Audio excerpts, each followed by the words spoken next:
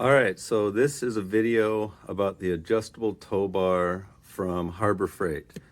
I think it's like $60. It's super cheap. It looks pretty easy to mount. This is how it looks when you get it. I thought you were gonna have to assemble it, but it's all put together in the box, ready to go. You just have to bolt these onto your car. This is a Golf. And I've already taken it apart with an old, I believe it's a Harbor Freight impact wrench that's worked for like 6 years or something. So I'm a big fan of this good cheap stuff here. Here's the bumper. I already pulled it off. So these are pretty easy. I'm gonna mount them like this.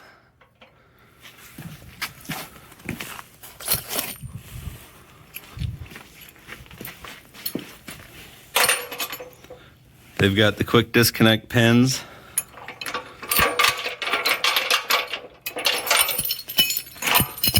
And this particular bumper has holes in the back. So I can just put these nuts and these extra reinforced washers on the back side to keep them from pulling through with just bolting it on.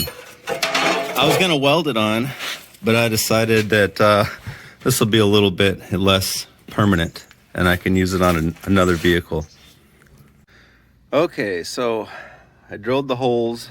I only broke a couple of drill bits. That was awesome. No, I only broke one drill bit.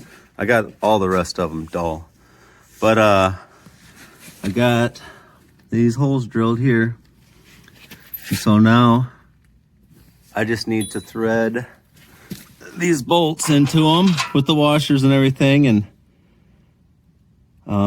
I'll be done. Then I just have to bolt the bumper onto the car. So we'll see how this goes. All right, so here it is on the car. Seems like a pretty decent unit. It's adjustable to fit any kind of width you need to put up front here. And this is just without any kind of kit. This is just drilling holes in the bumper with the $60 part. So